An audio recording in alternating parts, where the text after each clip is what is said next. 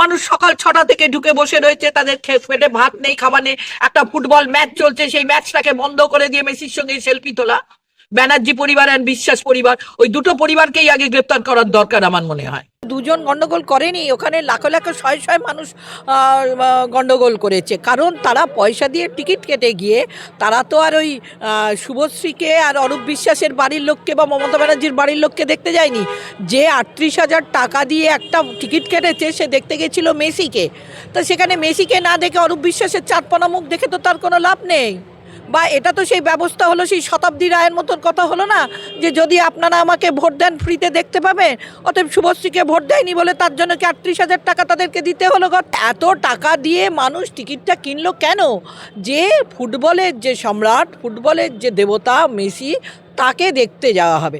এর আগেও তো মেসি সমেত আর্জেন্টিনার দল এসে এখানে খেলে গেছে, তা তখন তো এরম হয়নি। এই ক্রীড়ামন্ত্রীকে তো ফার্স্ট ক্রীড়ামন্ত্রীকে গ্রেপ্তার করার দরকার। কেন সে বগলে হাত দিয়ে পেটের ভেতরে হাত দিয়ে সেলফি তুলছিল?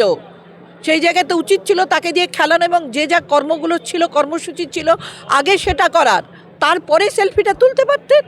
আগেই তারা সেলফি তুলতে গেলেন, মানে কি আমাদের টাকায় ওনারা মৎসব করবেন এই রকম ব্যবস্থা নাকি? মানে তৃণমূলের যেটা চিরকালই করে আসছে সেই ধান্দাটাই এবারে করতে চেয়েছিল। আমি তো মনে করি না শতদ্রুর কোনো দোষ আছে বলে।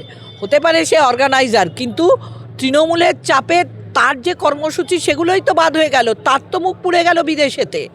আর কেউ বাংলায় আসবে? বাংলাকে এভাবে ছোট করার কি দরকার ছিল মমতা ব্যানার্জির আর তার দলের? এর জন্য ফার্স্ট দরকার মমতা ব্যানার্জিকে এবং অরূপ বিশ্বাসকে এবং তার সঙ্গীদেরকে দায়ী করা। অবশ্যই যদি সঠিকভাবে বিচার করা হয়, আগে দোষটা তাদের, তারপরে দোষটা হচ্ছে শতদ্রু, তারপরে দোষ যারা ভেঙেছে। একটা বোতলের দাম সেখানে 200 টাকা, একটা জলের বোতল যে বোতলের দাম 20 টাকা ভেতরে সেখানে 200 টাকায় বিক্রি হচ্ছে কেন? এই দ্বিচারিতা কিসের জন্য? এই তোলাবাজিটা কিসের জন্য? সামনে 26-এর ভোট বলে কারা টেন্ডার পেল, কিভাবে টেন্ডার দেখা হয়েছিল ওখানে খাদ্য সরবরাহের জন্য, সেগুলো খতিয়ে দেখার দরকার। আজকে সেই টেন্ডারের লোকগুলো দুজনকে কাকে গ্রেপ্তার করেছে? সে দুজন কারা? সাধারণ পাবলিক। ওরা তো ইচ্ছাকৃত করে ঘটালো। মানুষকে দিদিমণির থেকে বড় নাটকবাজ এবং দিদিমণির থেকে বড় ধান্দাবাজ বোধহয় আর কেউ পৃথিবীতে আছে বলে আমার মনে হয়। এবং সবই ওনার দৃষ্টিতে, কারণ উনি তো বলেন পশ্চিমবাংলায় একটা পাতাও নাকি ওনার নির্দেশ ছাড়া হেলে না বা নড়ে না। সেখানে নিশ্চয়ই ওনার নির্দেশ ছিল এরকম একটা কিছু ম্যাসাকার করো, যাতে SIR থেকে অথবা এই যে বাবরি মসজিদ অথবা এইসব থেকে মানুষের মোড় ঘোরানো যায়।